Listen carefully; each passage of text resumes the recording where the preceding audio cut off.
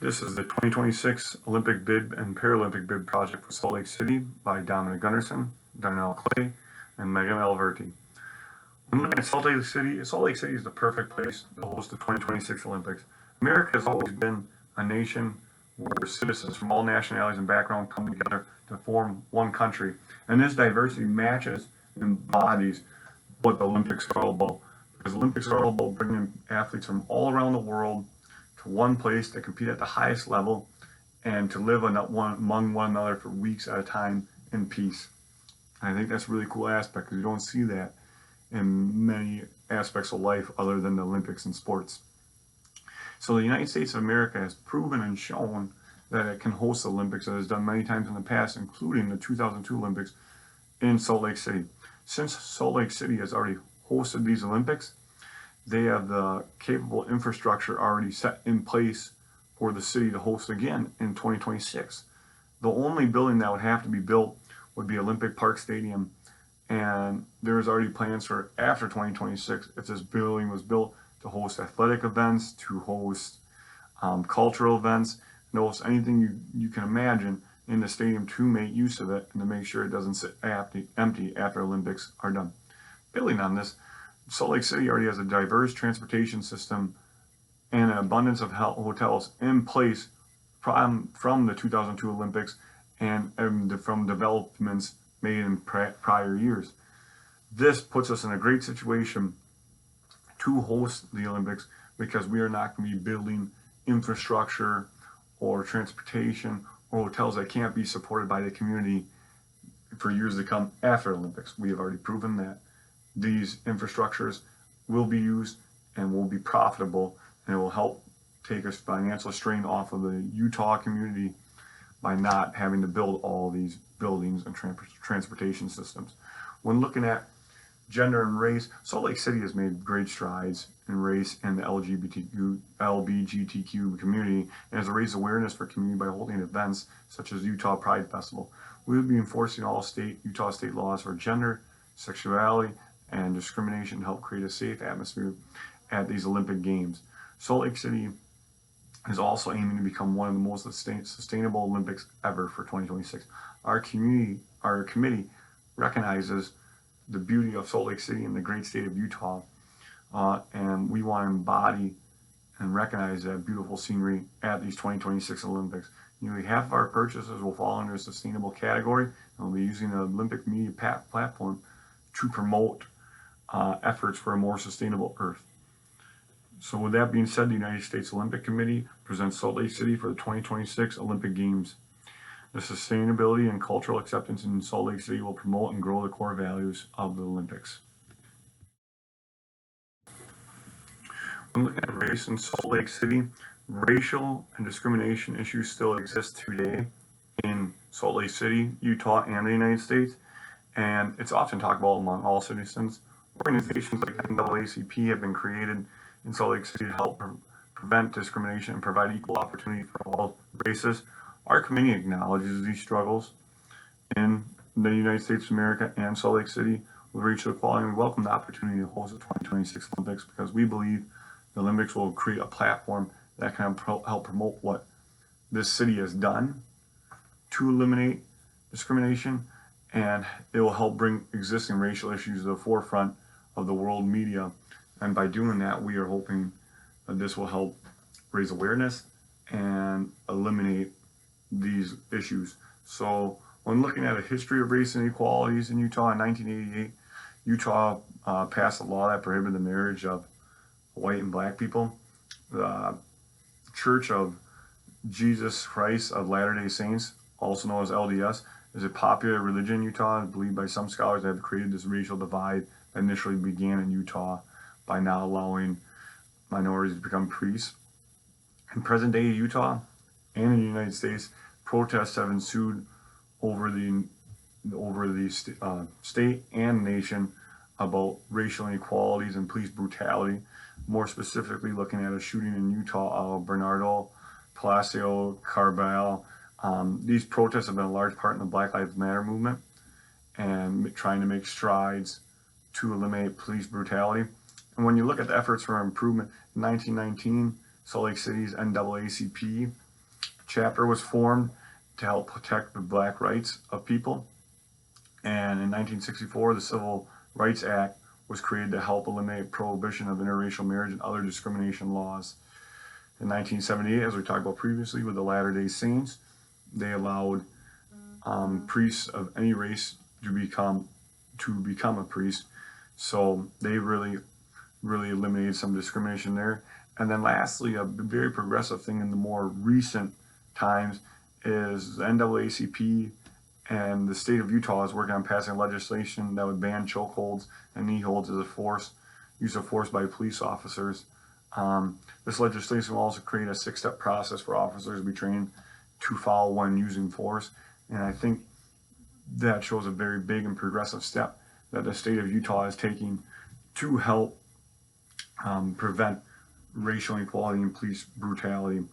When looking at the race at the 2026 Olympic Games, racial discrimination is not going to be tolerated if they are hosted in Salt Lake City. Athletes from all nationalities will be embraced and praised for who they are as an individual.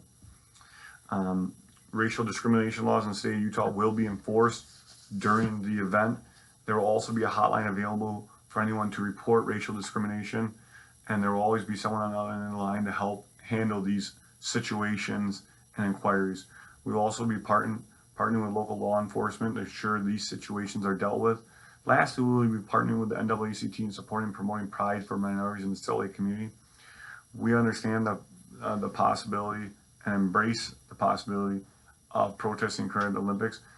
If there are protests, the NAACP will be regulating them to make sure that they are safe, nonviolent, and used in a positive manner to help promote racial inequality and eliminate discrimination at the 2026 Olympics. Salt Lake City is a conservative and highly religious city, heavily influenced by the Church of Jesus Christ of Latter-day Saints. Sometimes leaders of this city, past and present, haven't always shared the same views of the city's inhabitants, especially when it comes to gender and sexuality issues.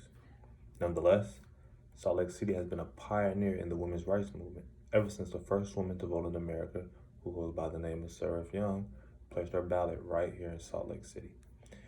Yes, the state of Utah, it has a significant gap between men and women when it comes to education and employment attainment, but there have been tremendous amounts of progress made to shorten the gap between men and women. And as we place our bid for the 2026 Olympic Games, our committee plans to do our part to make this a welcoming experience for all women involved by letting them know that they're just as important to the Olympics as men are. And the Olympic Games, it has such a significant influence that spans across the world. We feel that this platform will allow us to raise awareness about the issues and show what we have done as a city to progressively make this a better place for people regardless of their gender and sexuality. Next, I would like to talk about the efforts of improvement Salt Lake City has made to make this a better place for women. And I like to highlight 4 things specifically. The first is the IWPR, known as the Institute for Women's Policy Research. The IWPR conducts research to inspire public dialogue, shape policy, and improve women's lives and opportunities in Salt Lake City. The YWCA of Utah. YWCA of Utah advances the well-being of women in Utah through safety, opportunity, and advocacy.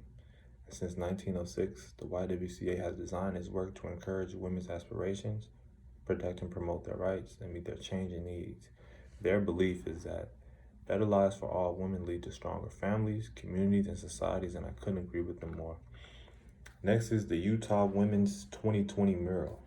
Salt Lake City honored 250 of Utah's most prominent women on Women Equality Day with the new 5,000 square feet mural. This piece of art featured familiar faces from the state's past and present, including Utah's First Lady Jeanette Herbert, community advocate Pamela Atkinson, and Seraph Young, the first woman in the modern nation to cast a ballot. The creation of this mural represents the important role women have played in Salt Lake City and to raise awareness of the inequalities women still face. The last one is the Salt Lake City Women's March. Residents of Salt Lake City participate in the annual Women's March. This march aims to harness political power of diverse women and their communities to create social change. So as you can see, Salt Lake City is well at work in making this a better place for women, and trying to eliminate the gender inequalities that do exist. Now I'd like to shift my focus and talk about what Salt Lake City has done to combat sexuality issues. Now, Mormons are a religious group that embraces concepts of Christianity and ideas made by their founder, Joseph Smith. Utah is home to more than 2 million Mormons, and they belong to the Church of Jesus Christ of Latter-day Saints, which is headquartered right in Salt Lake City. Now, the leader of the church has reaffirmed the religious opposition to same-sex marriage, saying God's law dictates that marriage is restricted to unions between men and women. Although there has been conflict between how the city's leaders view sexuality compared to how certain residents view it, that hasn't prevented protections from being enacted for members of the LGBTQ community. Salt Lake City has the 7th highest rate of LGBTQ population and ranks 2nd in the nation for supporting laws that protect the LGBTQ community. Here are a summary of some of those laws. The same-sex sexual activity since 2003, and it was codified in 2019. Another law is the anti-discrimination law in all areas for both sexual orientation and gender identity in employment and housing and not public accommodations.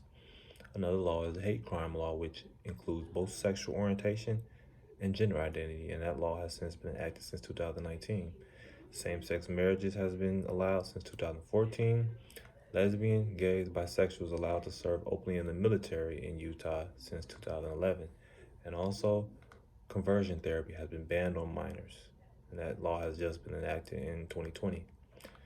Now we can focus on some of the other efforts for improvement that the city has made to show that they fully support the LGBTQ community and that sexuality deserves to be treated equally as well. So the Utah Pride Center. This program unites, empowers, and celebrates Utah's diverse LGBTQ community by providing a safe and welcoming space for education, partnership, service, and events that advance the collective health, wellness, and success of its residents. The Utah Pride Festival. The first Pride Parade was held on June 27, 1990, in Salt Lake City. The festival was created to celebrate Utah's diversity in gay, lesbian, bisexual, and transgender communities. The festival draws around 35,000 people as they meet in solidarity to raise awareness and continue fighting for equal rights for members of their community. We must not forget that sport is a social site where gender is performed and sexuality is regulated. By promoting hegemonic masculinity, patriarchal sport systematically excludes women and actively encourages homophobia without us kind of even knowing. Despite the obstacles, many gay men, lesbian, and transgender people continue to play significant roles as athletes and activists. Apart from said community, these people deserve to be treated equally, and our committee will do everything in our power to make sure this happens if we get the bid to host the 2026 Olympic Games. Now we're going to shift our focus to infrastructure. Infrastructure is one of, if not the most important elements that goes into hosting a mega event. Having already hosted the Olympic Games in 2002, our city knows what it takes to successfully host a mega event. Most of the infrastructure from 2002 is still in place, and in some cases it has been improved over the years. We're confident that our facilities, transportation methods, accommodations, and a solid sustainability plan will put us in a prime position to host another mega event, in this case, the 2026 Olympic Games. Since the Olympics are a sporting event, then I feel it's only fitting that if we're going to start with infrastructure, that we start off with the athletic facilities. Having already hosted an Olympic mega event puts Salt Lake City in a prime position to host the 2026 Olympic Games. Our committee understands the various nuances that come along with hosting a mega event. And with 6 years to prepare, we're confident that we can fulfill the IOC's expectations. Salt Lake City and the surrounding areas are equipped with 100 plus athletic venues that can host matches ranging from boxing to archery. So with that being said, I want to point out 5 venues specifically that are already existing that will be used during the 2026 Olympic Games. First off, we have the Rio Tinto Stadium. Capacity for this stadium is 20,000. It has an iconic roof structure on the east and west side of the stadium that keeps the atmosphere in, which will also help with the sustainability issues. It also has a Teflon-coated fiberglass roof manufactured to withstand hurricane winds and has a grass surface of 120 yards long by 75 yards wide. Next is the Utah Olympic Oval. This is a multi-use athletic facility, and the reception capacity is around 60